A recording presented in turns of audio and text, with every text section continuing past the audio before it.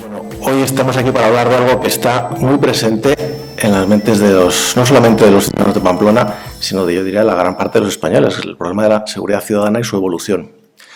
Y uno de los elementos que marca esa evolución es la reforma de la Ley de Seguridad Ciudadana. Y probablemente quienes más nos pueden contar de esa seguridad ciudadana son las personas que trabajan en que exista, es decir, los policías. Y dentro de los policías, evidentemente, las asociaciones sindicales, que son las que se preocupan de cómo tienen que trabajar esas personas.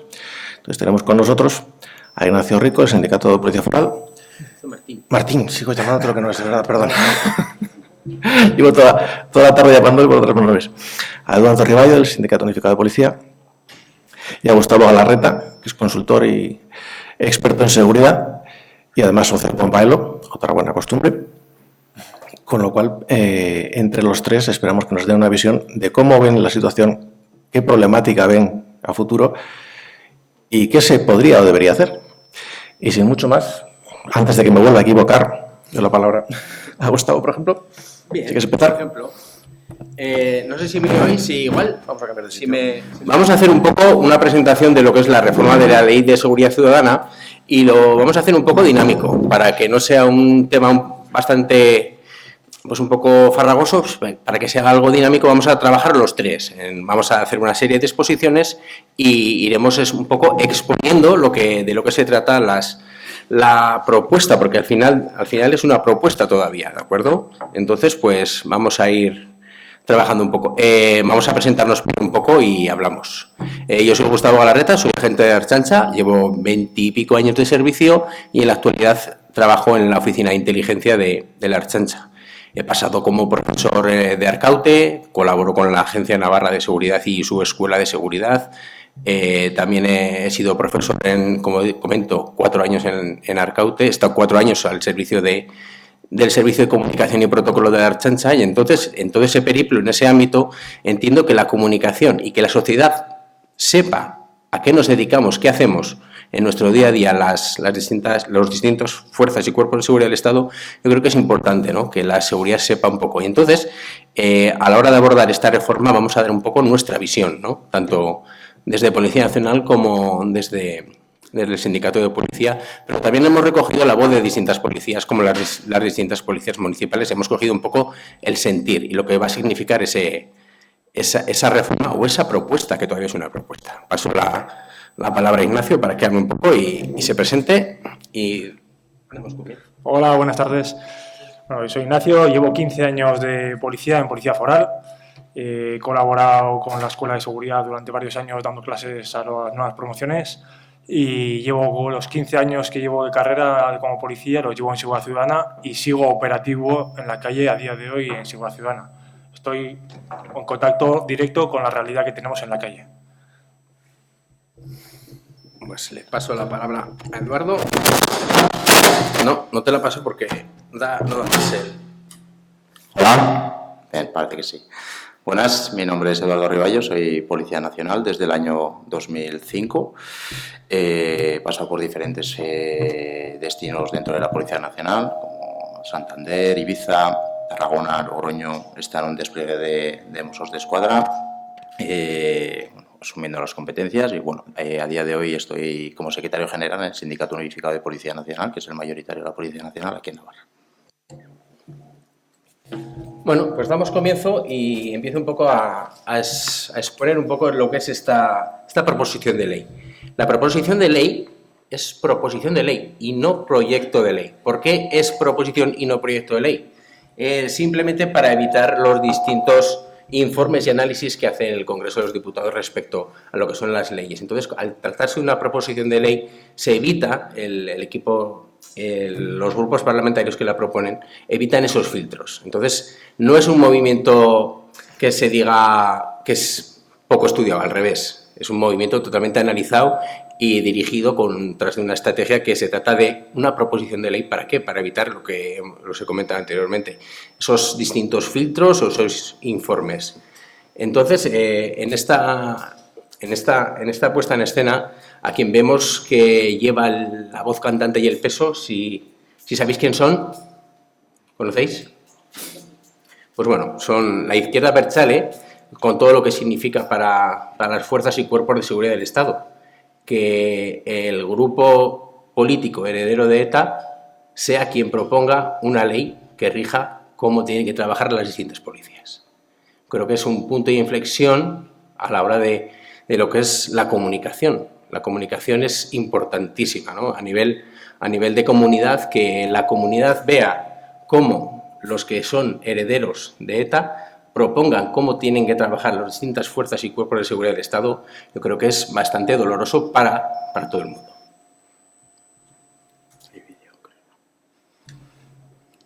¿Qué veis ahí? ¿Me podéis decir lo que veis?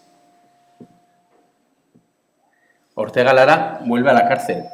Ese es el titular, con lo que Egin y la mujer que estaba anteriormente realizando la propuesta de ley titulaba La puesta en libertad de Ortega Lara.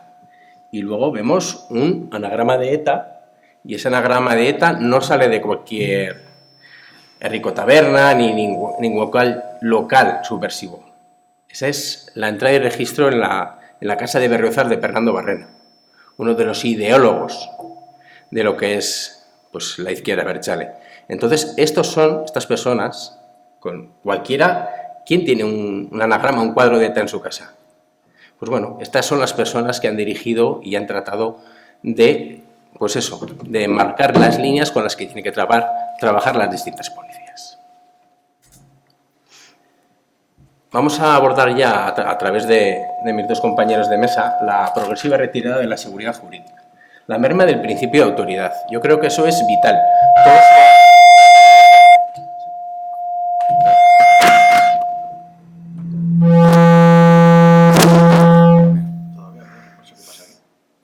Bueno.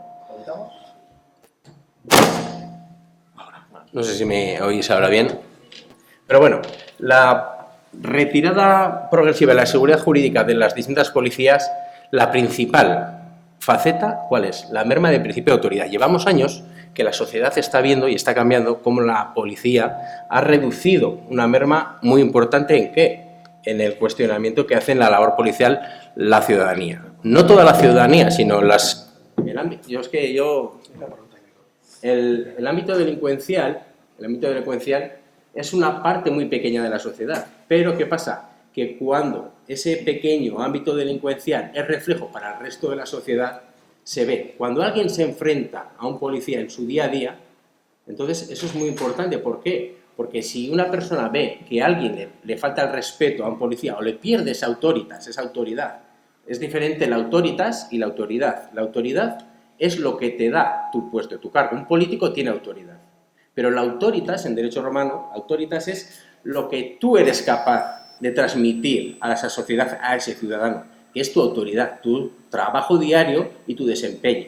¿En qué? En unos valores, en unos pilares, ¿no? Entonces, cuando se legisla y te quitan parte de esas herramientas, se hace muy difícil de trabajar. Os comentaba anteriormente lo que es el reflejo de una pequeña parte de la sociedad a la hora de enfrentarse a un policía. Una persona que ve como un policía tiene que aguantar lo que antes no se aguantaba, está percibiendo un cambio de modelo a la hora de interactuar con la policía. La policía no puede ser aquella policía que a la primera de cambio te soltaba un tortazo, ni puede aguantar carros y carretas como se está aguantando ahora mismo. Entonces, esa merma de principio de autoridad yo creo que tiene que ser el pilar donde se rijan los distintos modelos policiales y en este caso en la ley de la reforma que estamos abordando ahora mismo, pues yo creo que queda un poco, aún se baja más el nivel para que se refrende ese principio de autoridad que tienen que hacer los grupos políticos. Hace unos años, cuando la Guardia Civil patrullaba por la calle con tricornios, había un disturbio en un pueblo, llegaba una patrulla de guardias civiles al pueblo y se acababan problemas. Todo el mundo sabía que llevaba la Guardia Civil y había autoridad suficiente, ¿no? Con 2 guardias civiles, aunque el disturbio fuera de 10, 20 personas, se acababan los problemas. Hoy en día vamos viendo policías a un disturbio de 10 y sigue habiendo disturbio. Entonces, esa merma de autoridad se ha perdido, ¿no? Lo que decía Gustavo, esa autoritas se ha perdido, no solo por el principio de autoridad, sino ya, yo creo que va ya más encaminado a un tema educacional, ¿no? Últimamente la educación se ha generalizado, ¿no? Que toda la sociedad se afecta no solo al ámbito policial, sino cuando vamos al médico, cuando la educación, ¿no? Pues cuando un padre llega a casa de su hijo y le dice, papá, en el colegio me han castigado. Y el padre, en lugar de coger al crío, como se hacía antiguamente, y le castigaba también, porque dice, si el profesor te ha castigado será por algo, yo también te castigo, ¿no? Hoy en día, el padre va al colegio, se encara con el profesor e incluso llega a agredirle. Eso nos pasa a nosotros también, pasa en la medicina, cuando va alguien al centro de salud y los médicos al final tienen que llamar a la policía para que vayan, porque hay un paciente que no está de acuerdo con la clínica que le ha dicho el médico de turno. Yo creo que está también relacionado con una corriente buenista que tenemos en Europa principalmente, en particular en España, y a la sociedad en general se le culpa de la falta de integración de determinadas personas, ¿no? Cuando en la mayoría de los casos estas personas no hacen por integrarse en la sociedad, ¿no? El peso de la integración recae en la sociedad y no en el individuo, ¿vale? En uno de los cursos que he tenido la suerte de asistir había un fiscal que decía hay 3 clases de personas, las que hablando mal y pronto, te joden la vida con una llamada, pongamos Trump, Putin, etcétera, la sociedad, ¿no? Que somos la gente que digamos normal, y los que viven por debajo de la sociedad, que son la mayoría delincuentes, drogadictos, etcétera. La delgada línea que separa la sociedad normal, por así decirlo, de ese inframundo, por llamarlo de alguna forma, es la policía. Si dejamos a la policía desprotegida en ese momento, el inframundo va a llegar al mundo normal, al nuestro, y va a pasar lo que pasaba antiguamente, la ley del más fuerte. La norma de autoridad no viene solo por eso, sino que los políticos hoy en día, políticos, prensa, ¿no? Todo el mundo criticamos todo, ¿no? En España hay 47 millones de entrenadores de la selección española. Cuando vamos al Mundial y perdemos, dicen, pues yo hubiera hecho, hubiera cambiado, hubiera, ¿no? Entonces, pero que salga una persona que se presenta a presidente del gobierno y leo literalmente que dijo, hay una imagen muy polémica cuando menos hemos visto un grupo de antidisturbios trataba de tener a unos manifestantes y algunos manifestantes le rodeaban y efectivamente agredían a un policía. Sé que esta imagen se ha utilizado para criminalizar a los manifestantes, pero tengo que reconocer que me ha emocionado porque a pesar de que se estaba a fondo, la rabia está creciendo. Y cuando la rabia crece en la gente hasta el punto de ser capaz de jugarse en integridad física, atreviéndose con un funcionario público que está entrenado, que lleva un arma de fuego, que lleva casco, algo está pasando en la sociedad. Eso es verdad, algo está pasando en la sociedad. Es la norma de la autoridad. Bueno, a mí es un tema que la verdad que me tiene bastante preocupado porque la realidad es que cada día agreden a policías. Las situaciones que ya no hay respeto por la policía, eso es una realidad. Nosotros nos encontramos que cada día llegan... Con este mejor. Gracias. Nosotros nos encontramos que cada día llegan policías agredidos, día sí, día también. Lo que vemos por parte de los dirigentes, por llamarles de alguna forma, es que no se está invirtiendo en seguridad. ¿Cuál es el fin? ¿Dónde vamos? Si hoy en día pegar a un policía supone 4 duros y además no es protegido por quien tiene que protegerle, el ciudadano, ¿cómo queda? La realidad es la que hay, la calle está como está. Hay una inseguridad importante, se intenta tapar todo, pero bueno, tú coges la prensa, los 2 últimos meses tienes 10, 15 noticias de detenidos por todo tipo de delitos. Entonces, si la policía no se respeta, ¿a quién se le va a respetar? Tenemos una situación complicada, pero bueno, no interesa verla, interesa mirar para otro lado, pero la realidad es la que hay. Y por la noche, pues, la gente tiene miedo y hay una situación complicada. Entonces, bueno, veremos a ver si seguimos hablando del tema, pero eso es. Bueno, seguimos avanzando y, pues nada, pues muchas veces una imagen vale más que 1000 palabras, ¿no? Como veis esta imagen, vemos ahí en Barcelona los antidisturbios aguantando carros y carretas. ¿Por qué aguantan esos antidisturbios? Porque no cargan, ¿no? Si alguien está agrediendo a un policía, ¿por qué no carga? Me podéis responder, ¿Alguien entiende por qué no cargan esos policías y lo que hacen es dejar libre esa calle? Porque seguramente esa concentración ni está comunicada ni atiende a las premisas legislativas para comunicarla. ¿Por qué no cargan? Creo que tienen prohibido, ¿no? No. Sí, tienen acceso a entender que hay que liberar la calle y, haciendo uso de lo que es la Ley de Seguridad Ciudadana, disolver a esas personas. ¿Por qué no cargan? No. Bueno, también, igual hay una parte de miedo. ¿Por qué no cargan?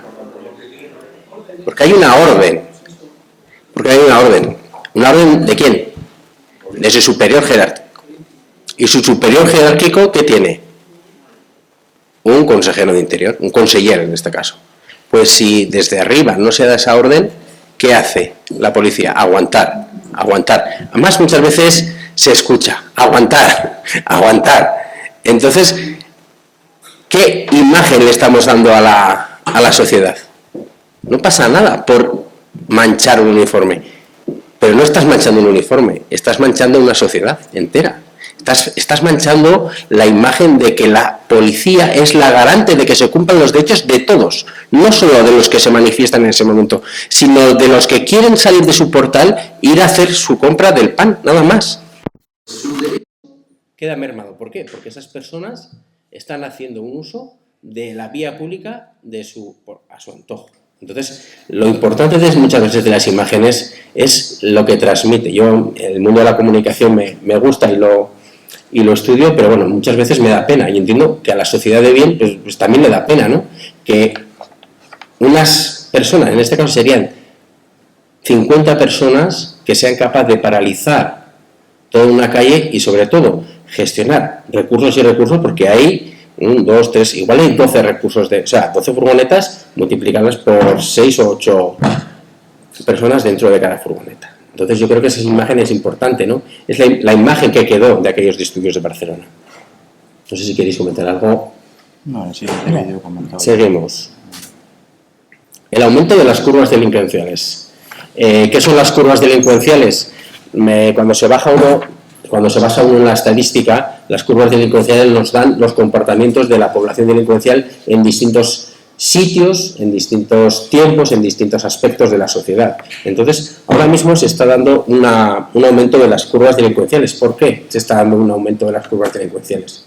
¿Y en qué sitios? En la criminología, cuando se estudia el tema de las curvas delincuenciales, hay dos partes importantísimas. Es la parte objetiva, que es la parte que se basa en los fríos datos, los datos que nos aportan las estadísticas. Entonces, en esta zona se divide tanto, los delitos estratégicos se dividen en tal cual, ¿no? Pues hurto, robos con violencia, pues agresiones sexuales, todos delitos estratégicos quedan reseñados y posteriormente son analizados y nos generan unas curvas de delincuencia. Esa es la objetiva. Pero ¿cuál es la subjetiva? ¿Me podéis decir cuál es la criminalidad subjetiva?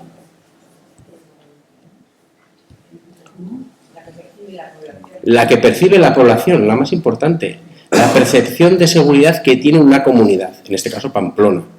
Igual los ratios de delincuencia no somos los más altos, pero hace poco llevamos 2 semanas de traca, con robos con violencia e intimidación, que son los robos que más impacto social tienen. Robos con violencia e intimidación. ¿Cuándo? Cuando una persona, para sustraerle un móvil, un dinero, violenta a otra persona, ya sea de forma física, verbal o con algún objeto. En este caso, pues puede ser algún cuchillo.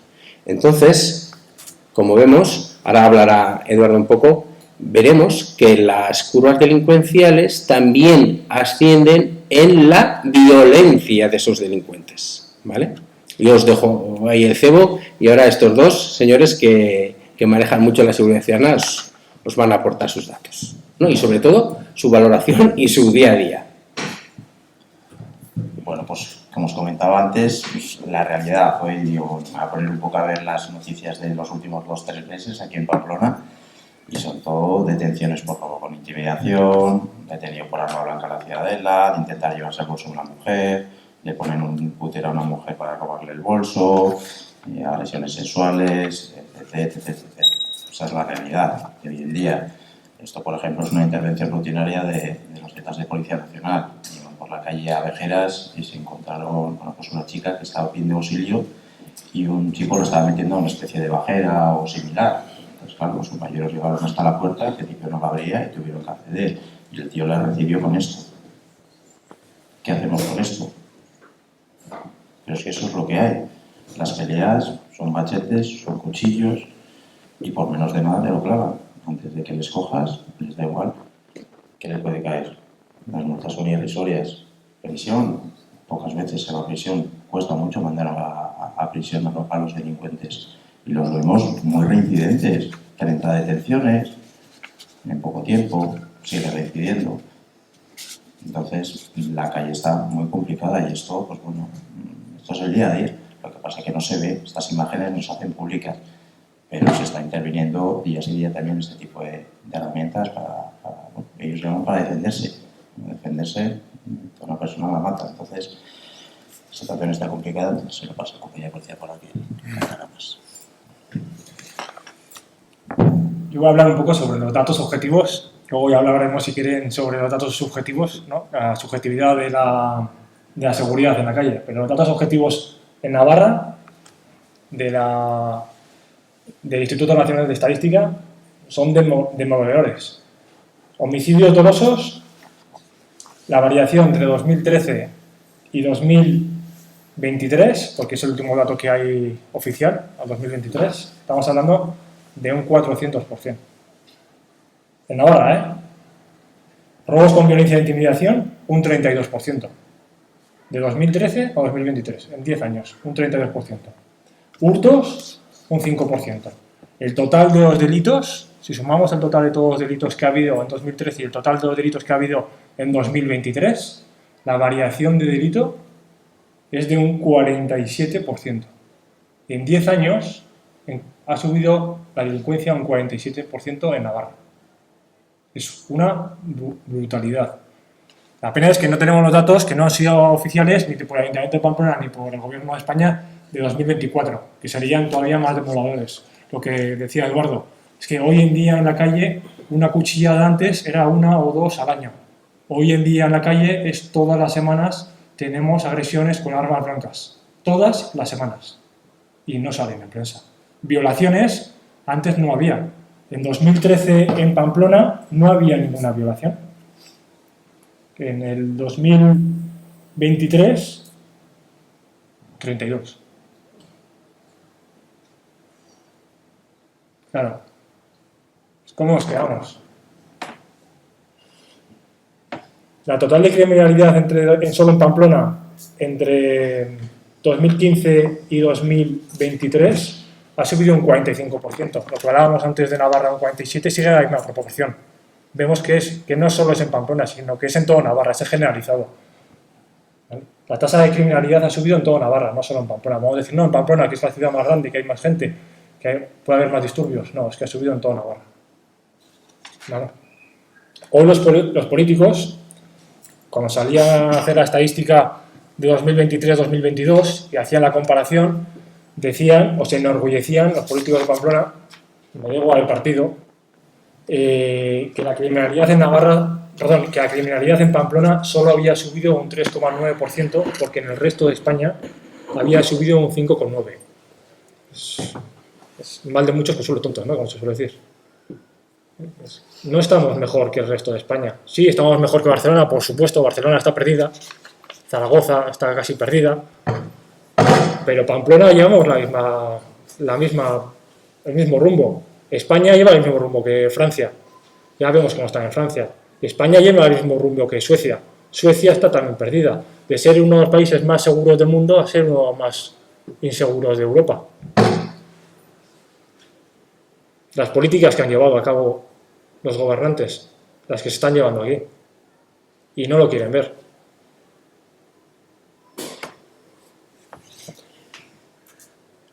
Seguimos.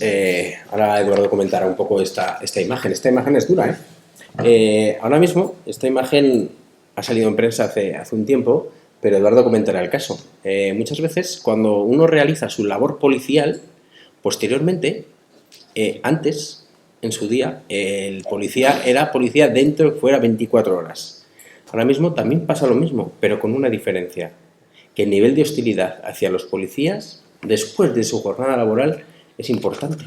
Y en este caso yo conozco unos cuantos, pero bueno, la sociedad también percibe. Antes decías, joder, este es el policía, el hijo del guardia o lo que sea, ¿no? Y era, no te voy a decir que sería un referente, pero sí tenía un pozo de autoritas, lo que hablábamos antes. Bueno, pues es dentro y fuera, pero para bien, porque la sociedad veía como un referente. Entonces puede caer mejor o peor, pero el nivel de hostilidad hacia las fuerzas y cuerpos de seguridad no cesa cuando uno se quita el uniforme. Y ahora Eduardo comentará este caso que es sangrante. Sí, pues lo que ya os he ido comentando. La realidad es que al policía hoy en día no hay respeto, y ya no es que haya respeto, que es que hay odio hacia él. No entendemos muy bien el cambio, pero bueno, este compañero estaba fuera de servicio, estaba en su vida normal, estaba esperando a su mujer y un aparcamiento para aparcar su vehículo, y bueno, pues un chico se puso en medio, y, ¿no? Empezaron a hablar, tal, bueno, el chico cada vez se puso más nervioso, bueno, le digo, oye, mira, soy policía, tranquilízate, tal, fue a ver la placa, lo primero que hizo darle una patada a la placa, darle un patadón en las costillas, tirarlo al suelo y patearlo. Para patearlo, que si no lo paran, lo mata. Estamos hablando de un señor de 60 años, que es el compañero. Y esa es un poco la realidad que nos encontramos. Policías, te identificas creyendo que puedes calmar la situación y acabas casi ingresado con unos golpes que lo podían haber matado. Pero es que es lo que estamos viendo. Nosotros nos encontramos cada día eso, policías heridos, que tenemos que presentarnos en el juzgado para defenderles, porque es que es el pan de cada día. Nosotros no intentamos que no, bueno, dentro de nuestro gabinete jurídico, apoyar a todos los policías que son agredidos para que por lo menos caiga una sanción dura, pero luego las sanciones no son tan duras. Entonces, pues bueno, pasa lo que pasa, que luego, pues bueno, si le ha caído una cantidad baja, pues ¿qué más da? Darle otra vez una hostia a un policía y que le vuelvan a condenar. Pues esto es un poco la realidad en la que nos encontramos. Segundo. Sí. Gustavo. Referente a lo que hemos estado hablando un poco de los datos, quería volver hacia atrás.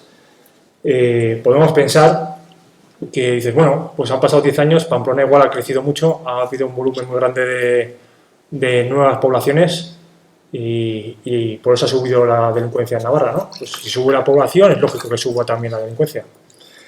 La población en 2013, datos del Ayuntamiento de Pamplona, perdón, en 2016 era 200.581 personas. En 2022, 209.139. Vale, ha habido una variación de población de un 4% en esos años, desde el 16 al 22. La variación de criminalidad, sumando todos los delitos, el 81%.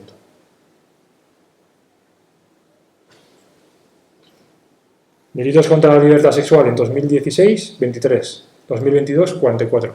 Un 91% más.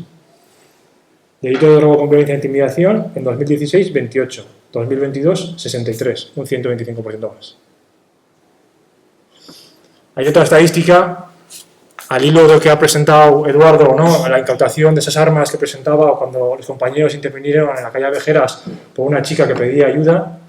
La estadística que presenta Policía Municipal de Pamplona, que lo hace pública todos los años a través de la memoria del Ayuntamiento de Pamplona, las armas incautadas en 2016, armas blancas incautadas, 61. Armas blancas incautadas en 2022, 152. Se ha duplicado 2,5 veces más de armas intervienen en la calle que hace 6 años. No solo estamos viendo una mayor agresividad, ¿no? Como decían los compañeros, sino estamos viendo que esa agresividad va acompañada de instrumentos o armas que usan contra el resto de personas. Sí, ese aumento exponencial de lo que es la violencia delincuencial, que antes el delincuente habitual no se planteaba por su situación el esgrimir un arma, porque ya sea un arma blanca, un palo, un bate, un mango de azada o un cuchillo, y ahora mismo, pues bueno, ante el aumento de esa violencia exponencial, pues ya no tienen miedo. El perfil delincuencial ha cambiado totalmente. Comentaba antes Eduardo el tema de que cuando se le golpea, se le abre una LSC, que se denomina de la Ley de Seguridad Ciudadana, por AAA, ¿no? Atentado a la gente de la autoridad. Pues bueno, las sanciones pues son pocas, pero con esta reforma de la ley, ahora vamos a ver cómo como Ignacio y Eduardo hablan de ello, van a disminuir y se van a equiparar al nivel adquisitivo del delincuente. O sea, si una persona que, por ejemplo, está de ocupa, no tiene ningún tipo de ingreso económico, posteriormente de agredir a un policía, hay que hacer una valoración económica y si su nivel adquisitivo es bajo, la sanción se equipara al nivel adquisitivo de esa persona. ¿Qué pasa? Que alguien que no tiene nada que perder, que está pues tirado, porque ahí en la población delincuencial es flotante, pero siempre hay una parte residual que su modus vivendi, su forma de vivir es delinquir. Y que a nadie le extrañe. Que hay gente que no quiere reingresar en la sociedad una vez que ha salido. No. Su modus vivendi y no sabe hacer otra cosa que delinquir, que robar. Entonces, si tú a esa persona que no tiene ningún tipo de reglaje económico, ni tiene ninguna nómina, ni tiene nada, pues la ley lo que va a hacer es que la sanción económica aparejada a esa agresión sea... ¿Cuánto? Cero. Entonces vamos a hablar un poco de lo que son las sanciones y el peso de la ley ahora mismo con esta modificación recae más en el delincuente, en el policía que en el delincuente. Esto es la ley de seguridad ciudadana. Este pequeño libro, los patrulleros lo llevan, este es nuevo, lo traigo aquí porque es nuevo, pero lo llevan con post-it, con subrayado y lo llevan muy sobao, que se llama, porque esto es el día a día de un patrullero en la calle. Este pequeño libro es el ABC. Entonces, cuando estas normas decaen y lo que hacen es poner o equiparar al delincuente con el policía, entonces las cosas cambian, para mal. Y ahora vamos a ver un poco el tema de las sanciones, la equiparación de las sanciones y cómo el peso de la ley recae más en el policía que en el delincuente. Si quieres exponer un poco, Ignacio. Igual es un tema un poco técnico para algunos de ustedes, pero voy a hacer hincapié en lo que dice la Ley Orgánica 4/2015, que es la de seguridad ciudadana, la actual, la que tenemos hoy en día, la que llaman Ley Mordaza, y la proposición de ley. La cuantía de las sanciones viene recogida en los artículos 33 y 39 de la Ley Orgánica 4/2015 y en la proposición de ley, aparte de esos dos artículos, se hace una nueva mención en el artículo 53. ¿Vale? En el artículo 33, que es la graduación de las sanciones, el párrafo primero sigue siendo exactamente igual que el de la 4/2015, pero se añade un segundo párrafo, que es nuevo, que es en el que hablaba Gustavo ahora, que hace referencia a los ingresos del infractor. La situación, y leo para no equivocarme, o no citar de memoria, la situación económica del responsable se valorarán las circunstancias personales, familiares y sociales. Se reducirá la multa en los términos siguientes. Para ingresos de hasta 1,1 veces el salario mínimo interprofesional, la reducción será del 50% de la sanción.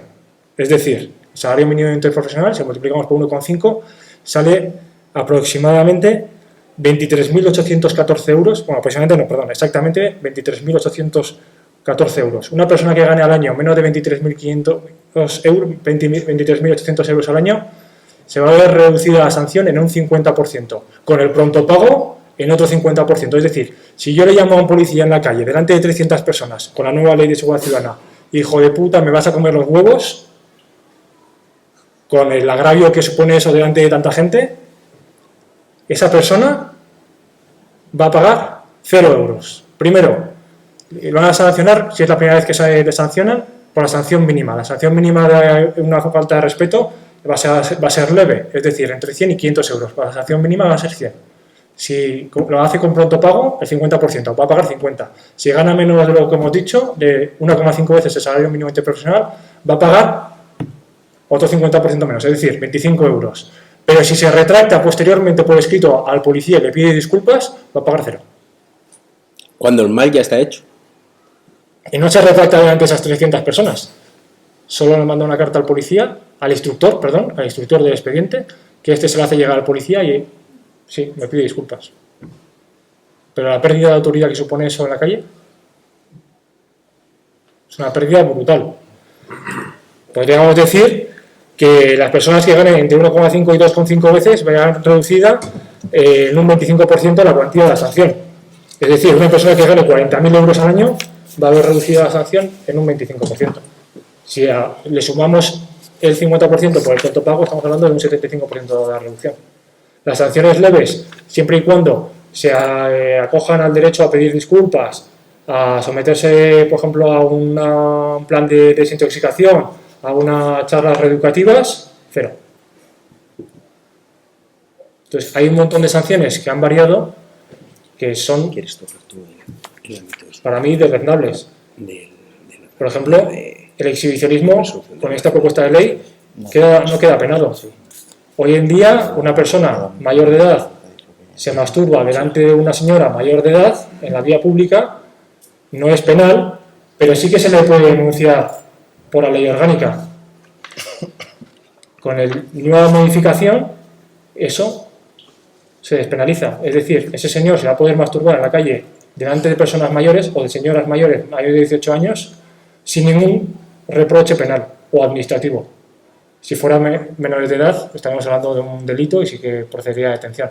Pero si es mayor de edad la persona que ve cómo la otra persona realiza esos actos, ¿no?, de exhibicionismo, el típico de la gabardina que se ve siempre, ¿no?, en las películas y demás, eso queda impune.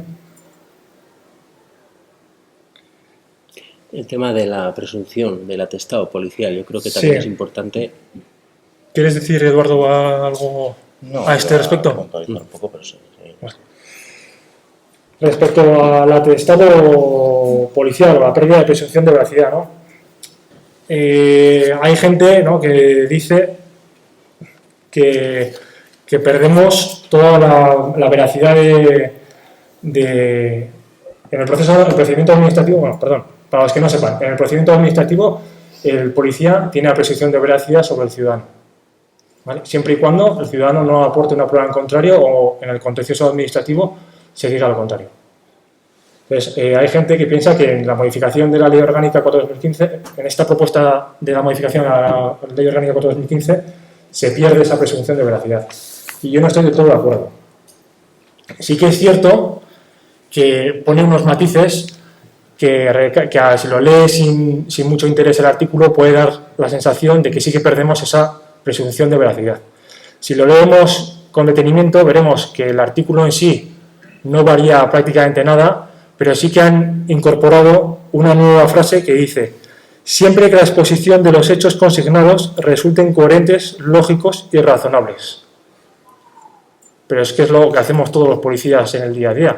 Cuando hacemos una denuncia y a mí me llaman hijo de puta en la calle, yo no hago un boletín de denuncia y pongo solo me ha llamado hijo de puta. Yo hago una relación de los hechos coherente diciendo: estaba realizando un patrullaje por este lugar, a esta hora, al paso del vehículo policial, esta persona me ha llamado hijo de puta, etcétera, etcétera, etcétera.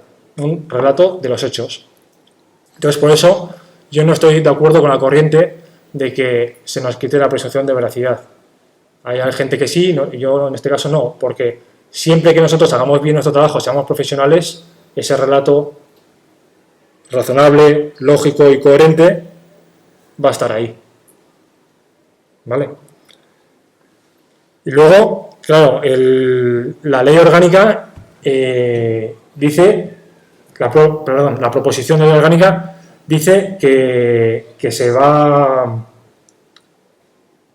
a basar en el procedimiento administrativo común, como actualmente la 4/2015, ¿no? Si nos vamos a la ley de procedimiento común, de administración común, que es el artículo 38, que es la ley 39/2015, el procedimiento administrativo común dice: los actos de las administraciones públicas sujetos al derecho administrativo serán ejecutivos con arreglo a lo dispuesto en esta ley. El artículo 39.1 de la misma ley dice: se presumirán válidos y producirán efectos desde la fecha que se dicten. Entonces, lo que hemos dicho, siempre y cuando no haya una prueba en contrario de lo que dice la gente o no haya un procedimiento en el contencioso administrativo y haya un juez que diga que esa sanción es nula, nosotros seguimos teniendo una presunción de veracidad si hacemos correctamente nuestro trabajo. No sé si queréis aportar algo al respecto. ¿De acuerdo? Sí. Retirada de herramientas jurídicas. Esto lo acaba de explicar Ignacio, que la retirada paulatina de herramientas jurídicas como las que nos amparamos, nos apoyaban anteriormente. Pero sobre todo, la retirada de herramientas jurídicas vamos a hablar de un poco de las manifestaciones y concentraciones, ¿de acuerdo? Aquí Eduardo va a comentar un par de cosillas sobre este vídeo. Vamos a ver un pequeño vídeo y luego hablamos un poco.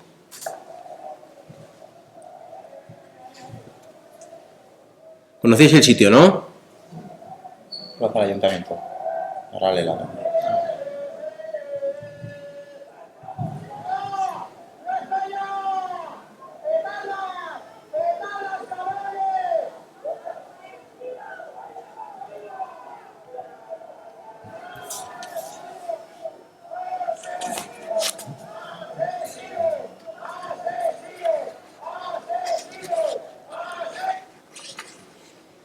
Vamos a hablar un poco en este momento de las manifestaciones espontáneas no comunicadas, no tendrán que ser comunicadas. Ahora mismo toda concentración tiene que ser comunicada y posteriormente autorizada, pero en este caso, según la reforma, nos indican que las manifestaciones espontáneas no tendrán que ser comunicadas previamente. Y, por ejemplo, pues con este caso que va a hablar un poco Eduardo, pues vemos un claro ejemplo de que entendemos que no es la opción correcta o es el desconocimiento total de qué es la labor policial. Pues en esta concentración en concreto, las manifestaciones se tienen que convocar. Para quien no tenga conocimiento, toda manifestación superior a 20 personas se tiene que convocar y pedir autorización a delegación de gobierno, que es quien autoriza, con un responsable. En caso que ocurra algo, ese será el responsable de los actos. Entonces, uno de los puntos es que no tendrán que ser comunicadas, que cualquiera se puede juntar, manifestarse. ¿Qué pasa? Por ejemplo, en esta actuación de la OIP es el Ayuntamiento de Pamplona. Hay unos de un lado, de un extremo, y otros de otro. Por suerte estaba comunicada, la OIP preparó un dispositivo con un grupo, que son unos 40 efectivos, y se pudo controlar y no hubo desórdenes públicos. En el caso de que esto, como uno de los puntos dice, no se convoque, pues imagínense lo que podría ser un sábado por la mañana en Pamplona, si estos dos grupos no hay policía controlándolo y empieza una batalla campal. El problema que hay es que la OIP no está convocada, no hay predisposición, no hay grupos preparados y sería un caos. Lo que sería Pamplona sería un caos para controlar este tipo de disturbios. Entonces, claro, es otro de los puntos donde ver más claramente la seguridad nuestra y la de la ciudadanía. ¿De quién comunica o no comunica? No quiero.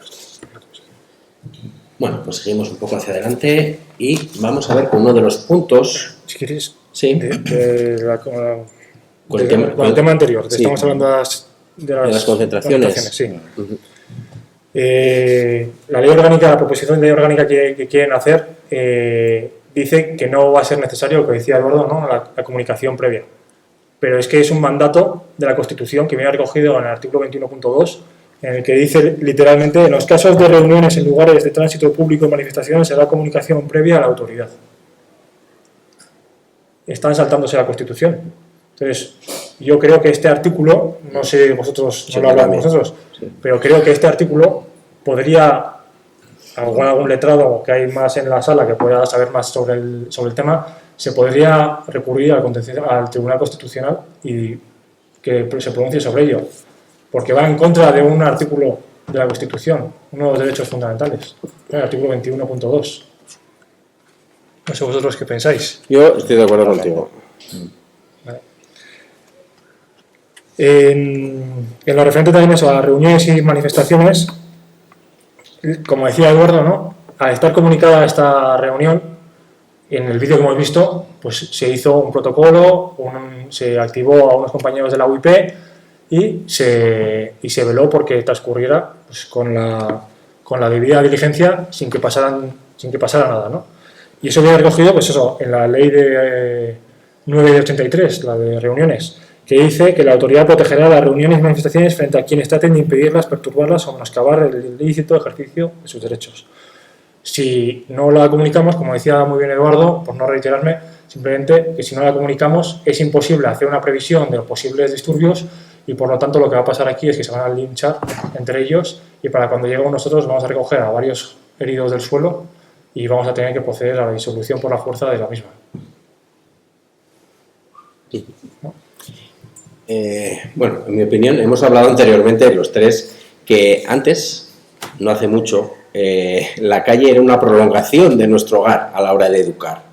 Nos hemos educado, los que somos, sobre todo los que somos de pueblo, nos hemos educado en la calle. ¿Y por qué? Porque la calle era segura. Le damos una proyección a nuestra familia de que la calle es segura, de que quien se encuentra en la calle, pues mejor o en mejor medida, te va a ayudar. Pero si dejamos la calle, el control de la calle, a que personas se organicen y hagan suya la calle porque tienen pues oye, ha pasado tal evento y nosotros creemos que nos podemos concentrar y reprochar esa acción, no sé qué, cualquier cosa que ocurra en el mundo, y legalmente con esa pequeña excusa se pueden concentrar y hacer suya la calle. Entonces, yo entiendo que paulatinamente se va perdiendo ese concepto de la calle es una prolongación de la educación familiar en el hogar, se prolonga la calle. Con herramientas como esta, que pues bueno, siempre hay que premiar o hay que garantizar los derechos, no del denunciante, sino del viandante, por ejemplo. Alguien que, pues sin convocar nada, realiza una acción de concentración o una manifestación, pues hay un trastorno, nada más de la seguridad vial, de los coches, de tal. Entonces, todo ese trastorno repercute en toda la sociedad. ¿Por qué? Porque hay personas que entienden que se tienen que concentrar porque sí, pues no. Hay unos recursos que son los recursos de la comunicación a delegación del gobierno para su posterior autorización. Si haríamos la calle nuestra, pues lo que decía Eduardo, al final la calle de quién será, del más fuerte. Entonces eso es importante. Otro ámbito y otro tema delicado y que se está tocando bastante es la retirada de pelotas de goma. Muchas veces en los disturbios, pues bueno, hemos visto pelotas de goma y sobre todo, ahí luego ahondaremos un poco en un tema que es el caso Cabacas, pero desde las distintas fuerzas y cuerpos de seguridad del Estado estiman que la retirada de pelotas de goma como material antidisturbio, no para una pequeña concentración, sino para grandes algaradas, sino para orden público cuando hay disturbios de verdad, la utilización de las pelotas de goma es importante. He traído unas pelotas de goma para que veáis, ahora cogéis, lo que es una pelota de goma antidisturbio. Esto es lo que se usa en Nacional y Guardia Civil a la hora de disolver una manifestación. No una manifestación pacífica, que no pasa absolutamente nada, sino lo que pasa siempre. Un pequeño grupo, un reducido grupo de personas que su labor es la de desestabilizar. Y para resolver esos problemas de orden público, lo antes se usan estas cosas. Os voy a ir pasando para que tengáis un poco de lo que es conocimiento, de lo que es el material actual, de lo que es usado a nivel nacional, lo que son las famosas pelotas de goma. Que es material antidisturbio, el cual este material antidisturbio, las pelotas de goma, no se usan al albur o el buen entender del policía, ¿de acuerdo? Estas pelotas tienen un reglamento interno, el cual no se pueden usar a ciertas distancias, no se puede dirigir el tiro a ciertas zonas y muchas veces, lo más importante, se tiran con rebote. Se tiran primero con un bote previo que posteriormente se dirige hacia la persona que está realizando la algarada o los desórdenes públicos. Vamos a darle a este vídeo y comenta, Eduardo.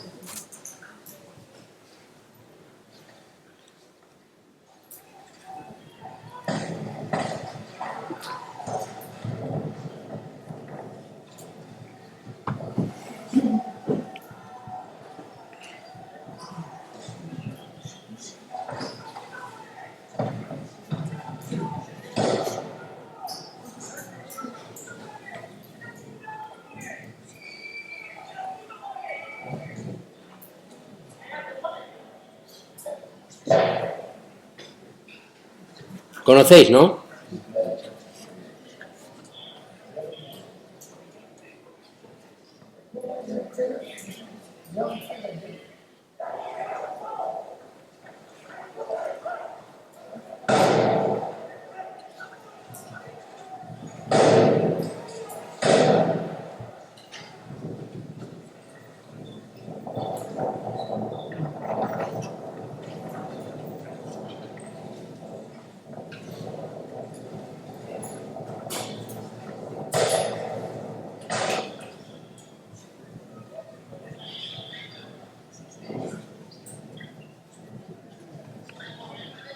Estamos viendo un poco desde dentro cómo se trabajan desde las unidades de UIP de aquí de Pamplona.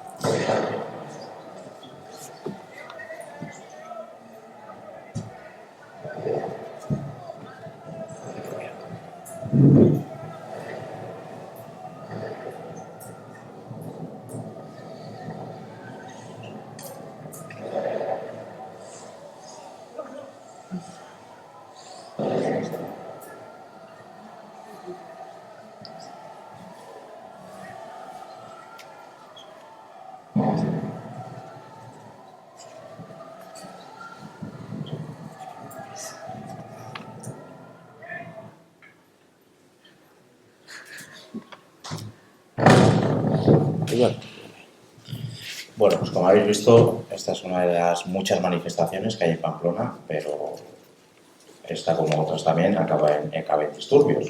Esta, por ejemplo, pues ya hay una convocatoria, ya hay un dispositivo preparado UIP y, bueno, acaban disturbios y, bueno, se está preparado para ello. Como veis, se acaban lanzando pelotas de goma, incluso algún bote de humo, pero porque es la última herramienta ya que nos queda. Cuando ya te están tirando botellas, te están tirando piedras, te están tirando de todo, una masa que no puedes controlar, la pelota de goma lo que te hace es disolver. Las pelotas de goma están reguladas, o sea, no es, vamos nosotros y tiramos pelotas de goma cuando nos da la gana. Lo primero tiene que haber una autorización por la máxima autoridad y una vez que esta ya se comunica que la situación ya es insostenible, que o se carga con más contundencia o no puede con ello, y todo eso está regulado dentro de la Dirección Adjunta Operativa. Entonces, bueno, la situación, pues ya lo veis. Muchos policías han caído heridos, porque le han caído piedras, botellazos, que muchos no se hacen públicos, pero muchos acaban con lesiones muy graves. En Barcelona ya visteis compañeros que han jubilado, y se han jubilado con una pensión ridícula. Esa es la realidad. Entonces, bueno, aquí el discurso es que la pelota de goma hay que retirarla. La pelota de goma es muy eficaz. Como vemos ahora, el fenómeno ultra está otra vez en auge. Claro, por ejemplo, UIP despliega muchos dispositivos. En Madrid, grupos rusos, todo tipo de ultras que vienen pues, a pegarse. Entonces, a esta gente con la defensa no les haces nada, les haces caricias. Y un grupo de 50, 60 que aguanta todo tipo de golpes o utilizas otro tipo de material antidisturbio como una pelota de goma o no para. Entonces, veremos cómo queda, pero la pelota de goma es importante por los disturbios, sobre todo esto de alto calado que generan una inseguridad ciudadana y un desorden público importante. ¿De dónde viene ese cambio, esa solicitud de cambio por parte de esta proposición de modificación de la Ley de Seguridad Ciudadana? ¿De dónde viene ese quitar, erradicar las pelotas de goma del modelo policial español? ¿Conocéis a alguien que hay ahí? ¿Conocéis? Sí, ¿no? Es Ione Goirio Zelaya. Ella, pues bueno, conocida por ser abogada de ETA, de miembros de ETA, es quien cogió el caso Cabacas. Cabacas es la persona fallecida en los disturbios ocurridos en Bilbao en el año 2012. Una patrulla de la Ertzaintza pues se encuentra en el lugar, una patrulla, y le solicita que por favor entre en una calle porque se está produciendo pues, algaradas o lo que sea y se necesita un recurso, una ambulancia, pues un recurso sanitario. Entonces, pues bueno, las distintas patrullas no pueden acceder ahí porque hay mucha gente y tal y solicitan pues recursos de la brigada móvil de la Ertzaintza. Entonces, pues bueno, a la vista, a la llegada de lo que es las furgonetas de brigada móvil, pues desde ese entorno, pues no, la ambulancia dice que no entra y todo ese montón de gente que había comienza a lanzar pues botellas, no sé, algo se está metiendo.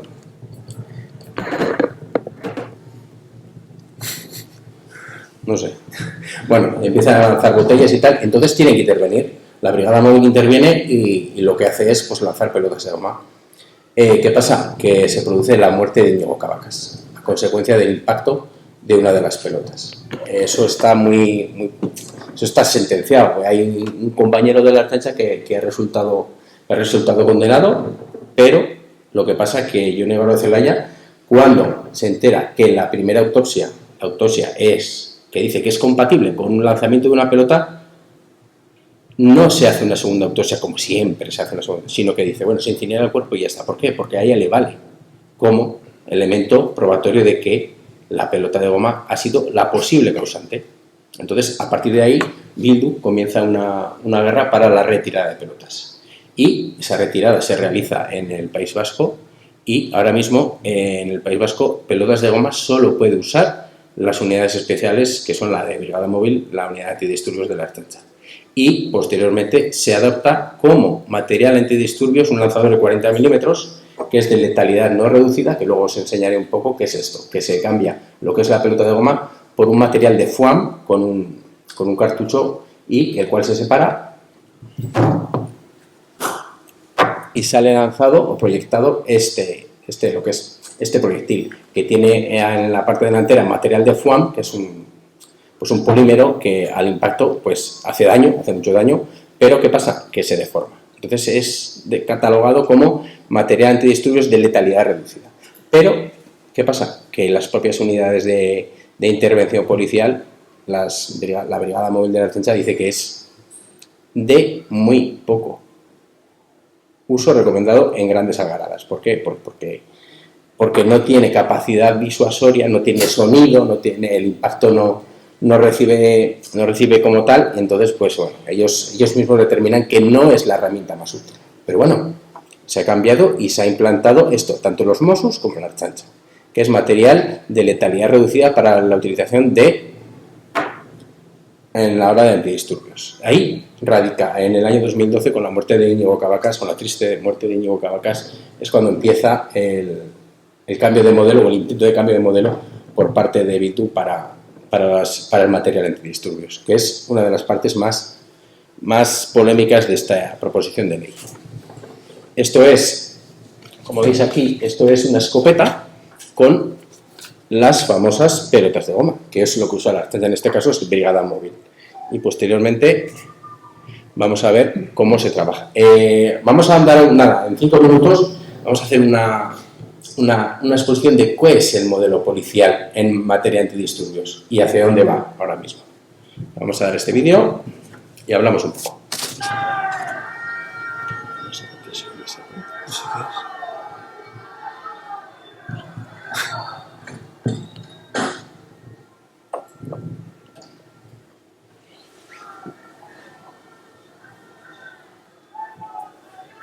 ¿Veis el uso de escopetas por parte de UIP, de Policía Nacional? Si os vais fijando, van dando un paso hacia adelante. Si os fijáis, los manifestantes van dando un paso hacia adelante. Van tirando petardos y ya llega un momento que el siguiente que da el paso ya se da la orden de cargar y se disuelve. En ese momento creo que tiran alguna pelota de goma, pero también tienen cartuchos de disuasión. Y en ese momento ya se dispersa. Si es verdad que luego esto es el barrio La Rochapea, el desalojo del Garteche de hace unos años. Siguen los disturbios por las calles, pero bueno, ya se controla. Esto también ocurre en Barcelona, como podéis ver, una manifestación de bastantes personas, y en ese momento el trabajo de la OIP por binomios, si os fijáis, avanzan para que se disuelva y retroceden y se mantienen en el sitio. Los manifestantes saben que hay material antidisturbio, que hay pelotas de goma, y eso hace retroceder y aparte la actuación de los antidisturbios. Las pelotas de goma duelen, y lo digo con experiencia, ¿eh? Yo he recibido algún pelotazo en los entrenamientos que hacemos habitualmente y duelen mucho. Pero para eso se usan, para que sean disuasorias.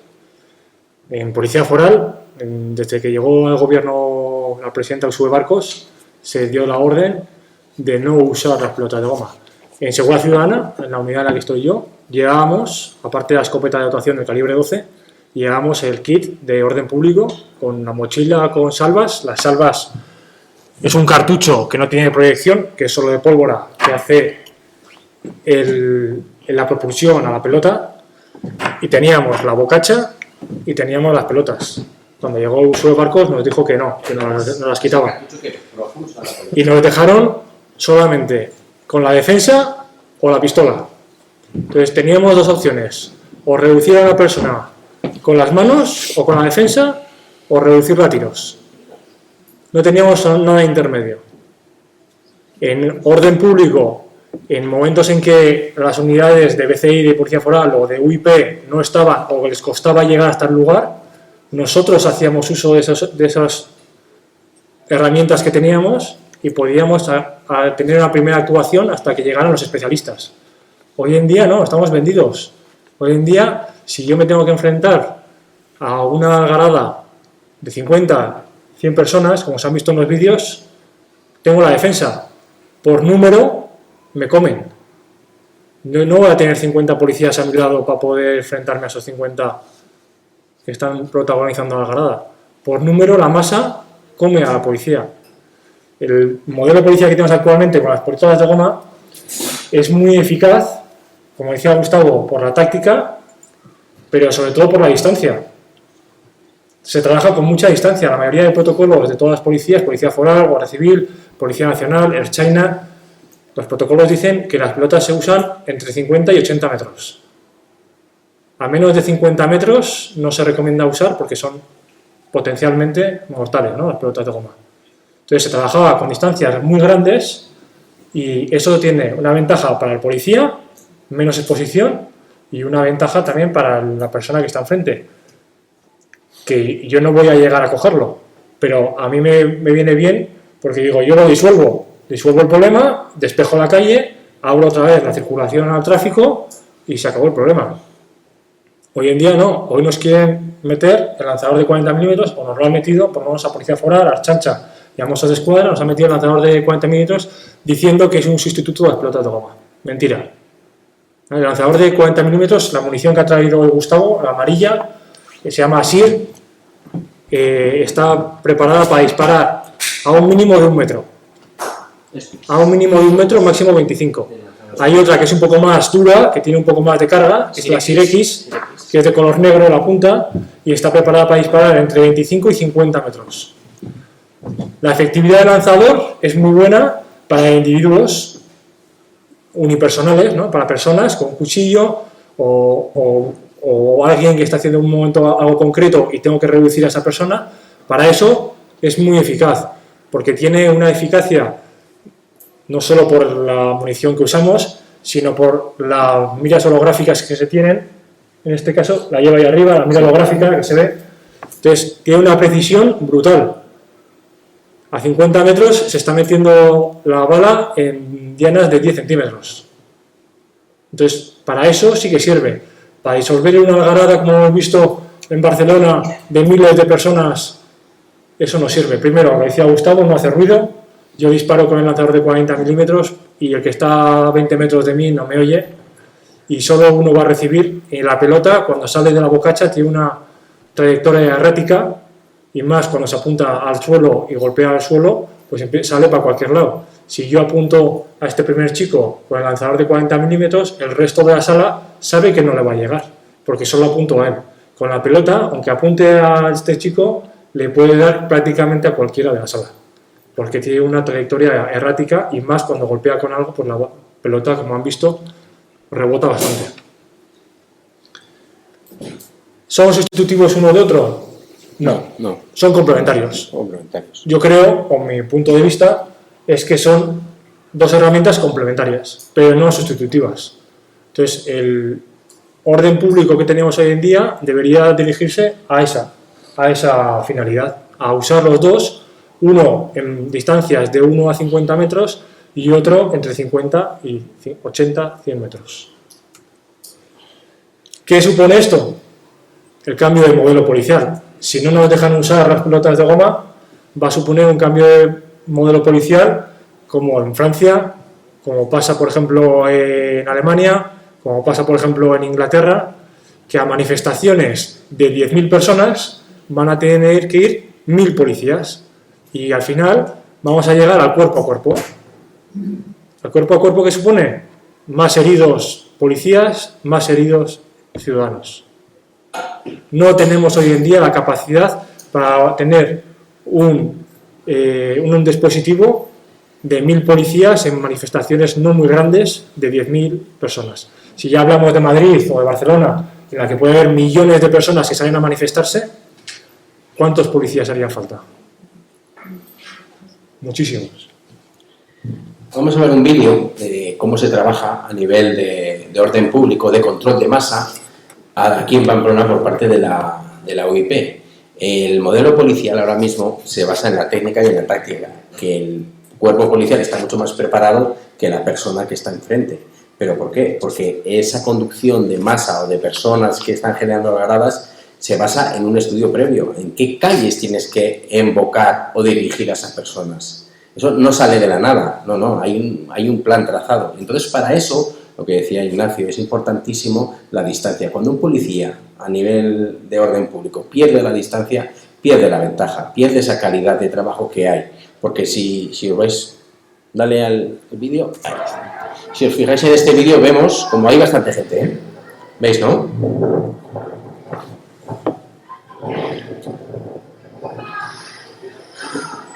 ¿Qué pasa? Hala. ¿Quién va a pagar eso el lunes cuando vaya a trabajar? El de la obra.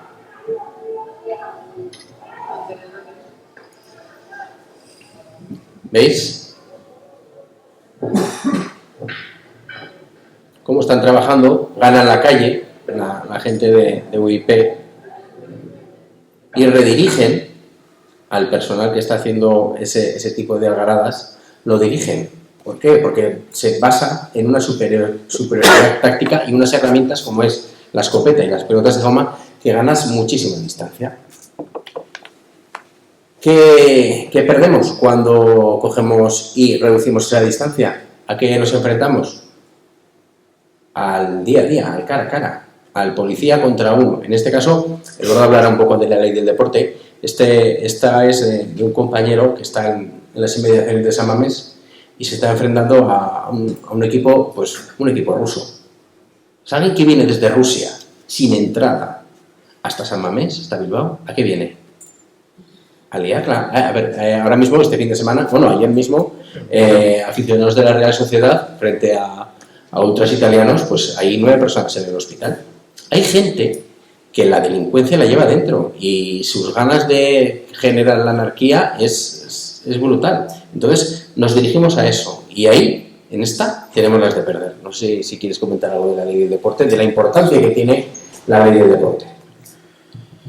Sí, la verdad que la ley del deporte es un antes y un después dentro de las competiciones de alto nivel, donde hay ultras y hay enfrentamientos entre ellos. No sé si recordáis en el estadio del Cornellá del Español, hace años, una bengala pasó de la bala del campo y mató a un niño. Las bengalas antes entraban en los estadios. La ley de deporte, en el momento que entró, se prohibió todo eso: bengalas, cañones exhaustivos y, lo más importante, que es lo que más daño hace, las multas. Las multas, estamos hablando que son de 3.000 euros para arriba. Entonces, todo el que entre en un estadio se confiscan bengalas o algún tipo de material de 3.000 euros para arriba, y lo que más daño les hace es el bolsillo. Entonces, hay un antes y un después, y a raíz de eso se ha podido controlar. Sí, es verdad que lo que comentaba antes, que el tema ultra está proliferando, pero es verdad que quedan ellos por diferentes zonas de la ciudad, pero bueno, hay algunas veces que se les puede meter como ley del deporte, pero otras veces van de negro, quedan para pegarse, no hay denuncias, se pegan. Pasa que bueno, el desorden público que genera, pues bueno, conlleva lo que conlleva. Seguimos un poco y vamos siguiendo, ya queda poco para terminar, que vamos a ver una actuación policial. ¿Qué veis ahí? Alrededor de la acción policial, ¿qué veis? ¿Qué veis? ¿Veis algo? Mucha gente, ¿no? Gente que no tiene miedo ni tiene por qué estar ahí, ¿no? Pues, lo estoy grabando, estoy con el móvil, grabo. Estoy grabando a policías de paisano que están trabajando ahí. no todos son periodistas, ¿eh? Y ahora vamos a hablar un poco de esa exposición a las grabaciones, cómo la ley, la proposición de ley va a cambiar esas cosas. ¿Por qué? Porque va a despenalizar la exposición en redes sociales o en medios de grabaciones de policías. Antes, pues si tú grabas a un policía, el policía te dice, si das difusión a esas imágenes, pues atente a las consecuencias por la ley. Ahora mismo se va a despenalizar, no se va a quedar, no se va a sancionar a esa persona. ¿Qué pasa? Que el trabajo del policía muchas veces ahora mismo queda expuesto ¿a qué?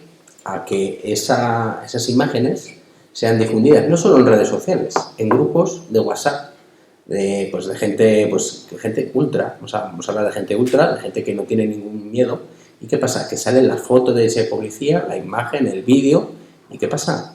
Que Pamplona es una ciudad muy pequeña, y La Morea es muy pequeña, y Tarragona es muy pequeña.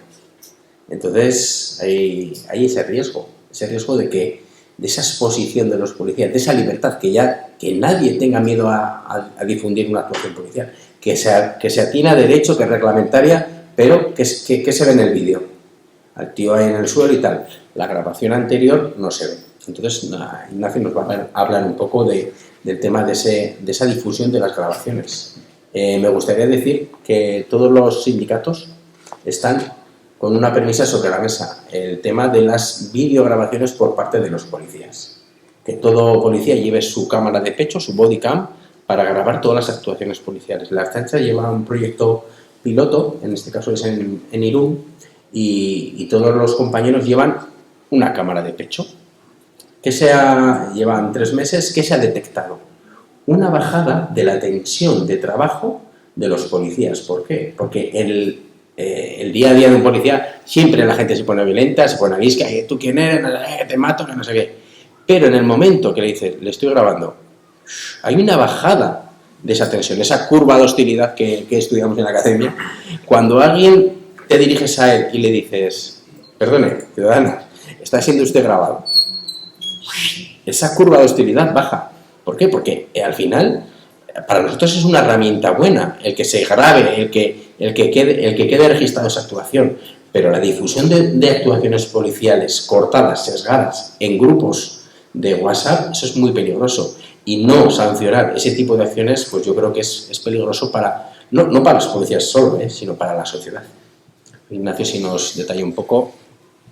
Hablando de, como decía, ¿no? de lo que tienen en Irún, un proyecto, ¿no? que están haciendo y demás, en Policía Foral lo llevábamos pidiendo años, que se nos pusiera unas cámaras, porque siempre se ponía en tela de juicio, ¿no? El policía es corrupto, el policía hace un abuso de su poder, el policía tal, Estábamos aburridos de escuchar eso.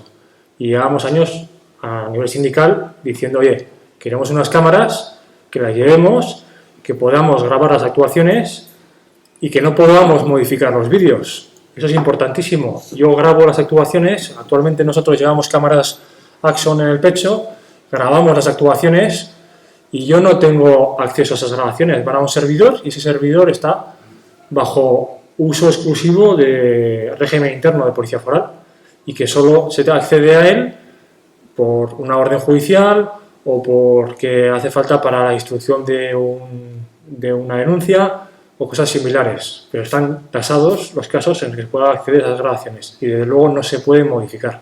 Si se modifican, hay una trazabilidad y queda registrado. Entonces, es perfectamente demostrable si se ha recortado el vídeo o no. Por eso nosotros queríamos esas cámaras. Y lo que decía Gustavo, desde que se han implantado, hemos notado que ha bajado un poco la tensión respecto a nosotros. Porque la gente, cuando ve la cámara, caballero, a partir de este momento que sepa que va a estar grabando la actuación o va a estar grabando, ningún problema, la gente se corta mucho más. En lo referente al tecnicismo, ¿no? de la ley orgánica en sí, o de la proposición de ley orgánica, te hablaba Gustavo, ¿no? que Pamplona es muy pequeño, que La Morea es muy pequeño. Es que no solo es la grabación y la difusión, es que además dan una vuelta de tuerca, porque en el propio artículo 36.23, que es el que hace referencia, ¿no? a las grabaciones y difusión de las imágenes de policías, dice que tiene que generar un peligro cierto y hay que demostrarlo. Para poder yo denunciar a alguien, tiene que haber un peligro cierto y poder demostrar que esa persona ha puesto en peligro cierto a mí o a mi familia o a las instalaciones policiales. Si no es demostrable, con esta proposición de ley no voy a poder denunciarlo, pese a que me haya grabado, se haya difundido. Si me encuentro por la calle en un lugar en el que estamos los dos solos y me pasa algo, va a ser su palabra contra la mía. ¿Vale? No va a haber, si me reconocen, ¿no?, como policía, no va a haber como he dicho anteriormente, una jurisdicción o un respaldo jurídico hacia el policía. Se pierde con esto. Y además deberá ser constatable y reflejarse motivadamente, ¿vale? No constituirá infracción la mera toma. Hoy en día tampoco la mera toma no es, lo que decía Gustavo. Cuando salió la ley Mordaza, lo que llaman ley Mordaza, en su día sí que se dijo que la toma de imágenes de la policía sí que era una infracción. Luego el Constitucional, a raíz de un recurso, dijo que no, la mera toma no, sí que la difusión. Entonces, ¿por qué lo cambiamos? ¿Por qué queremos dejar a nuestros policías desprotegidos en la calle? No solo como cuando están trabajando, sino también en su vida personal. ¿Qué finalidad buscan? Eduardo, ¿quieres comentar algo? Sí. Un poco resumiendo, las cámaras en los policías son fundamentales.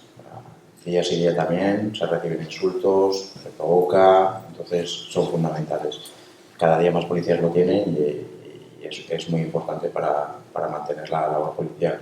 Cuando nos graban, sí es verdad, si es que veis vídeos y son todos móviles, en vez de ayudar, son todos móviles. ¿Qué pasa? Que en el momento que se sube a redes sociales, el daño ya está hecho. Eso se difunde, llega a tener millones de visualizaciones y ya eso ya, por mucho que le quieras denunciar, que vaya a jugar o lo que quieras, el daño ya está hecho. La imagen de ese policía ya está en 1000 móviles. Entonces, y claro, otra cosa es lo que se sube, porque de una intervención donde has acabado por los suelos, o sea, lo que sube es lo que estás en el suelo revolcándote. Pero claro, es que antes había una provocación, agredía al policía, pero bueno, hoy en día vale más por la imagen del policía en el suelo con uno y si se extralimita un poco, pues bueno, condenar al policía socialmente. Esa es la realidad. Bueno, y ya para ir concluyendo, para ir acabando, os he puesto un par de imágenes. Lo que comentaba Ignacio del cambio modelo policial, está visto o quieren dirigir un modelo policial al modelo policial menos lesivo. ¿Qué pasa? Que nosotros hemos ganado siempre por la táctica. Ante menos recursos policiales teníamos que ayudarnos en los entrenamientos, en la táctica. En los modelos de los países nórdicos, en este caso como Alemania, que basan esa superioridad en ¿qué? ¿Qué veis ahí? La masa. A través de gente. En España eso no es viable, no tenemos tanta gente para enfrentarnos a recursos de orden público como en este caso. Entonces, ese cambio de modelo no va a ser posible. Así no va a ser posible porque no tenemos tanta gente. Entonces, a mi modo de ver, esta reforma de la ley es más política que efectiva. ¿Por qué? Porque para empezar no se ha contado con los policías para redactar este proyecto. ¿Vale? No sé si quiere comentar algo más, Eduardo, a modo de resolución y término de esta jornada. Sí, bueno, yo para terminar y bueno, un poco resumir, la seguridad se está degradando. La realidad es que con este tipo de modificación se nos están quitando las herramientas a los policías para poder trabajar. Una seguridad degradada es una inseguridad en la calle. No se está apostando por la seguridad y al final el que más lo va a pagar es el ciudadano. Entonces, vemos un futuro que o se cambia el apostar más por la seguridad, más efectivo, proteger más a la policía, o el fin va a ser complicado. Como decía Gustavo en el artículo de seguridad como moneda de cambio, ¿no? Sin seguridad no hay libertad. Y es así. Si los policías no tenemos un ordenamiento jurídico que nos proteja y que nos ampare para determinadas ocasiones hacer uso de la fuerza, los policías, como se dice vulgarmente, se van a poner las gafas de madera. Y eso significa que vamos a mirar para otro lado. Si yo no tengo una protección jurídica y veo una pelea de 10 personas y estoy mi compañero y yo y tengo que actuar, pues si no tengo un respaldo jurídico, igual espero a que lleguen 10 policías más y mientras tanto se sigue pagando. Y hoy en día todavía no pasa, pero si seguimos este camino que marca esta normativa va a pasar, que los policías van a tener miedo a intervenir y van a esperar o van a frenar antes de hacer una intervención. Y eso va a repercutir en el ciudadano. Pues damos por concluido, a ver si Miguel quiere cerrar de alguna manera. Aparte de dar las gracias a los tres por vuestra intervención, por lo que hacéis además en vuestro trabajo y por la paciencia, por los medios técnicos, es simplemente lo que habéis dicho ya, sin seguridad no hay libertad.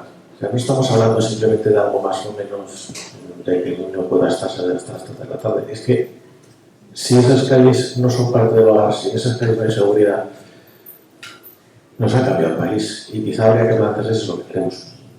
Muchas gracias a todos.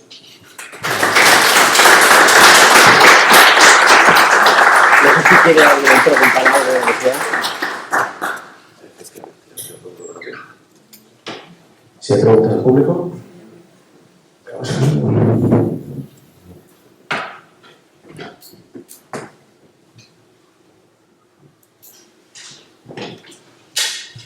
Bueno, gracias también porque nos habéis dado toques de realidad que incluso la gente no queremos ver.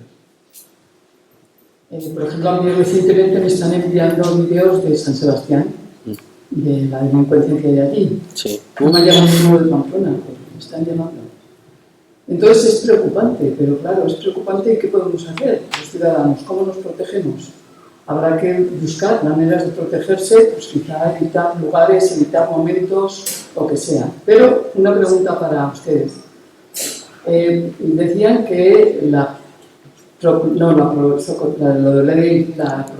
de ley que tiene algunas cosas que no es constitucional. ¿Tienen ustedes posibilidades de decir algo, de denunciar o de lo que sea, que decir, hacer algún recurso, algo? O ustedes o quien sea. Es una proposición de ley, todavía no está aprobada y por lo tanto no se puede hacer nada, ¿no? Pero si saliera el día de mañana esta proposición de ley y se convirtiera en una ley orgánica, mi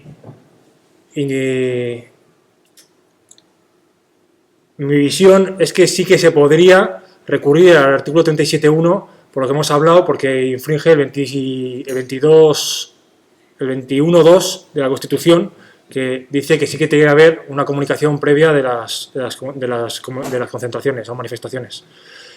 A mi modo de ver, sí. Eso un jurista, yo no soy jurista, un jurista igual se lo explica mejor, pero yo creo que sí que podría haber un recurso a ley de inconstitucionalidad. Pero claro, yo no soy ni juez, ni letrado, ni fiscal para poder ilustrarle más sobre el tema. Y luego está el pequeño detalle de quién está calificado para presentar un recurso de constitucionalidad, porque no lo puede presentar cualquiera, de hecho ni siquiera los sindicatos de explotación normal pueden presentarlo, tendría que ser un partido, una administración pública o por partido. Ha habido en el Congreso una enmienda de la totalidad por parte del PP y creo que de Vox también ha habido una enmienda de la totalidad a esta proposición de ley, pero sobre todo esta proposición de ley nace de un tiempo político, porque ahora mismo el gobierno de Sánchez lleva 7 años y hasta ahora no ha necesitado un cambio. Es más, desde 2015 Pedro Sánchez dijo que lo primero que haría era derogar la ley del 2015 y se ha pegado 7 años. ¿Qué pasa? Que las necesidades políticas del gobierno ahora mismo le empujan a que tenga que hacer cesiones, en este caso con Bildu. Entonces, pues bueno, no sé, si hay un cambio, un giro político, pues no sé, puede que sea también. ¿Las preguntas?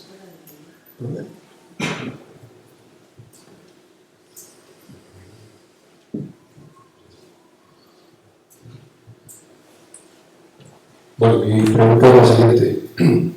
Estamos viendo que los grupos delincuenciales, los nuevos, entre comillas, grupos delincuenciales, son más violentos de lo que habitualmente había aquí en España, que se están despenalizando ciertos actos violentos y actos delictivos, evidentemente, y que se le está quitando autoridad a las fuerzas y cuerpos de seguridad del Estado. Entonces me pregunto qué se busca con estas acciones. Y una pregunta más. Antes, en el caso este del exhibicionista, se ha visto que no tiene penalización ninguna, ¿no? Hacer una exhibición delante de la gente, incluso si no tampoco pasa nada. No, siempre y cuando sea delante de personas mayores de edad. Personas mayores. Bien, bueno, al menos a los críos. Pero yo me hago la siguiente pregunta. Si esa señora, en ese caso, no sé si hipotético, hubiese increpado a ese exhibicionista y por lo que fuese le hubiese inventado su etnia o su raza, esa señora habría tenido una pena por algún delito que no sé cuál sería. Hombre, sí. Si la persona le denuncia por injurias o por un delito de odio, pues entonces sí, podría tener. ¿Eso tiene más peso entonces que un exhibicionista? Con la proposición de ley, sí, porque lo que le he dicho, la proposición de ley, el exhibicionismo lo deja a mayores de edad, lo deja impune completamente.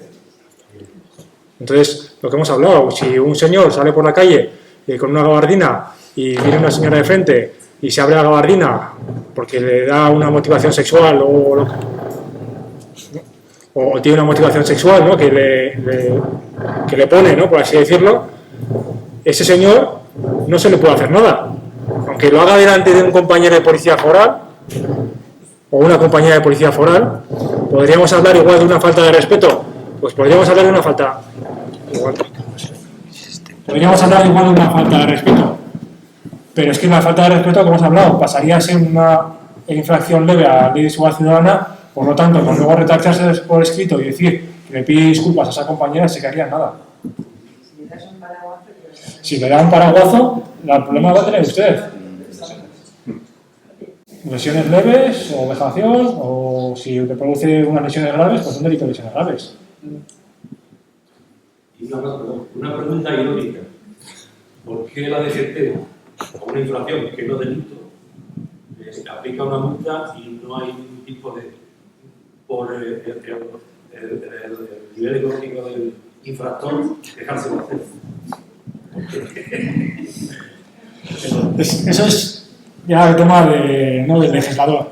Pero encima el procedimiento administrativo que llevan las multas de tráfico son diferentes al procedimiento administrativo común. Yo veo a una persona que salta un semáforo, le paro en ese momento, le hago la denuncia, 200 euros, 4 puntos, y a partir del momento que le entrego la denuncia, el procedimiento administrativo de la denuncia de tráfico empieza a correr los plazos. En una denuncia de seguridad ciudadana, una denuncia de seguridad ciudadana, hago la denuncia, esa denuncia va a un instructor, el instructor valora los hechos y en función de la denuncia, si es leve, grave, muy grave, y en función de las circunstancias y de otros matices que tiene en los artículos 33 y 79 de la Ley Orgánica de 2015, se valora todo eso y puede interponer la denuncia en su grado mínimo, en su grado medio, en su grado dentro del mismo... por ejemplo, la grave va de 600 a 30.000 euros. Entonces, ahí puede valorar, depende de diferentes circunstancias, puede valorar si subirla a grado medio o a grado máximo o dejarla a grado mínimo y va de 600, a grado mínimo de 600 a 10.000. Es mucho dinero, pero eso hay unas circunstancias que valora. En el caso de tráfico, pues el legislador dijo que se iniciaba el procedimiento administrativo en el momento que el policía daba la denuncia y en seguridad ciudadana no. Y nosotros ponemos la denuncia, pero no la cuantía. Y la gente se piensa que cuando ponemos una denuncia, nosotros nos llevamos una comisión o que no, tenemos un... Es verdad, la gente dice, claro, vas a comisión, ¿no? O te llevas un porcentaje de la denuncia, y es falso, ¿no? Si fuéramos a comisión o nos llevamos un porcentaje de las denuncias, pues la mayoría de policías, pues igual viviríamos bastante mejor de lo que vivimos, ¿no? Porque no, todo lo que vemos lo denunciaríamos. Y hoy en día, el poder discrecional, hacemos muchas menos denuncias de las infracciones que vemos, sobre todo en materia de tráfico. Yo solo comentar que se demuestra un poco la finalidad recaudatoria del gobierno, ¿no? O sea, realmente a lo que van es cuando ingresamos dinero, ¿no? En multas de tráfico o en delitos fiscales, ahí sí que interesa, ¿no? Invertir Es lo que... las penas son exageradísimas y demás. Eso viene en función de lo que decía también Gustavo. El gobierno hasta ahora no ha tenido necesidad de modificar la ley porque tenía los apoyos suficientes para mantenerla y seguir recaudando. ¿En qué se basó el Estado de Derecho, o sea, el estado de alarma? estado de alarma, que luego posteriormente se dijo que era inconstitucional, las denuncias que se hacían por incumplir el estado de alarma eran basadas en la Ley Orgánica de Seguridad Ciudadana, en la desobediencia. Entonces, claro, los detractores de esta norma dicen, no, es que se denunciaron 300.000 personas en el año 2021 o 2000. Y dices, bueno, ya, es que en el 2020, perdón, 300.000 personas en el año 2020. Ya, pero es que al gobierno le interesaba que se denunciaran a esas personas porque había dicho que había que hacer una serie de cosas que luego se han demostrado que eran ilegales. Y podía haber puesto un baremo sancionador en esa normativa, completamente diferente, pero no, dijo que se basaba en la ley orgánica para sancionar esas infracciones por una desobediencia no a la agente de autoridad, sino a la autoridad. Una pregunta sobre vuela en el aire. ¿Para quién se legisla, no? Eso es lo que se pregunta la sociedad hoy, pero después de todo esto, ¿para quién se legisla? No para ciudadanos. Ahí está, sí, sí. Espera, Miguel. Me he preguntado... Ah, vale. Hola. Bueno, yo más que preguntar, solo quería, en cierto modo, reforzar los planteamientos que habéis venido realizando desde mi experiencia en otro ámbito que también tiene repercusión en la seguridad ciudadana. Yo soy funcionario de prisiones desde hace solo 38 años. He visto cómo la sociedad ha cambiado, los políticos han cambiado, las garantías de los internos han aumentado de una manera exponencial y entonces ese sentido, esas herramientas, esos protocolos, pues claro que han ido cambiando y han ido evolucionando y siempre en detrimento de la autoridad del funcionario, que seguimos sin ser autoridad pública, a pesar de que ha habido todos los partidos políticos lo han incorporado en sus proyectos electorales y después nunca ha salido adelante en el Congreso, ¿no? Entonces, esa sensación de que por una parte los políticos legislan en función de unos intereses de carácter ideológico, por otra parte la sociedad va cambiando, porque claro, yo cuando empecé hace 38 años, el interno prototípico era el heroinómano, de la chuta, etc. Y ahora, ¿con quién me he tenido que pelear las últimas semanas? Con marroquíes, hispanos de segunda generación, pero de gente muy sanguínea, gente muy violenta, gente con poca capacidad de controlar sus impulsos, con unos niveles de exigencia impresionantes y entonces, bueno, forma parte de un diseño político y de unos cambios sociales. Y entonces, pues, en fin, estamos en el mismo barco, lo siento, pero esto es infernal. Sí, coincido contigo totalmente. Es que la sociedad ha evolucionado hacia una sociedad egoísta, lo queremos todo, lo queremos ya y me da igual cómo conseguirlo. Si es la refracción. Cada uno viva por lo suyo. Entonces, un reflejo de lo que yo veo en la calle es lo que usted ve en la prisión. Y yo veo todos los días, ha dicho usted, a los marroquíes, ¿no? Yo los veo todos los días, lo detengo a la mañana, perdón, lo investigo, lo imputo a la mañana, porque son delitos la mayoría leves, muchos de ellos son leves. Un caso, me está viniendo un caso ahora de la semana pasada. Se le coge a un señor de estos en Carlos III que ha sustraído varias prendas de una de las tiendas de Carlos III. Se le cogen, se le quitan las prendas, se devuelven a la tienda, no las puede poner a la venta porque han sido ya usadas por esta persona, se le investiga por un delito leve de hurto. Vale. A la media hora se le vuelve a coger con otra cazadora, también en Carlos III, de otra tienda. Lo mismo, menos de 400 euros, delito leve de hurto, se le investiga, se le da citación para el juzgado y se queda tan tranquilo en la calle. A las 2 horas se le vuelve a coger con una tercera cazadora que había robado de una tercera tienda de Carlos III, menos de 400 euros, delito leve de hurto. O sea que hacía frío ese día. Sí. Pues, ojalá tuviéramos más herramientas para hacer nuestro trabajo, pero somos las que somos y no podemos hacer nada más.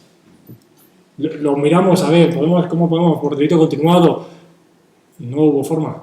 ¿Por qué no tiene domicilio conocido? Sí, porque el día anterior había estado detenido, había estado en el juzgado, había dado un domicilio en el juzgado. El juzgado lo dio por válido ese domicilio, por lo tanto, ya no podemos decir que no tiene domicilio conocido. Por una persona que no tiene domicilio conocido sí que lo podríamos haber detenido, pero como el juzgado había dado por bueno al que había dado, pues no le puedo hacer nada. Es un magnífico, por desgracia, resumen de la situación. ¿Sí? Magnífico resumen de la situación, efectivamente. Es lo que hay, es lo que hay que ver si hay alguna forma de corregir, que parece que no es esa ley. Habrá que esperar que si se convierte de proyecto el intento de ley haya modo de corregirla o de pararla. ¿Alguna duda más o cerramos aquí la sesión?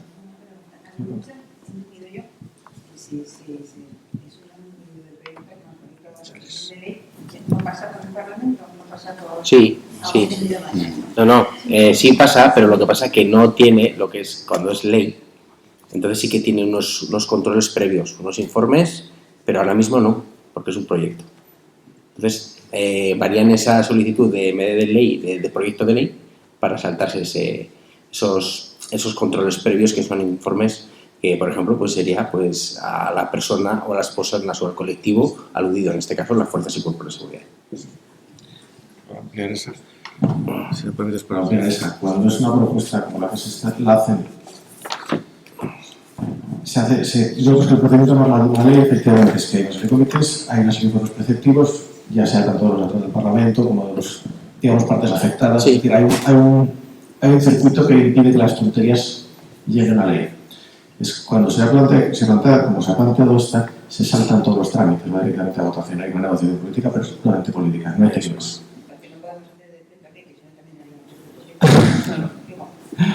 En este caso, lo único que queda es efectivamente esperar a que cambien las necesidades del gobierno o que alguien lo pare por recurso de constitucionalidad.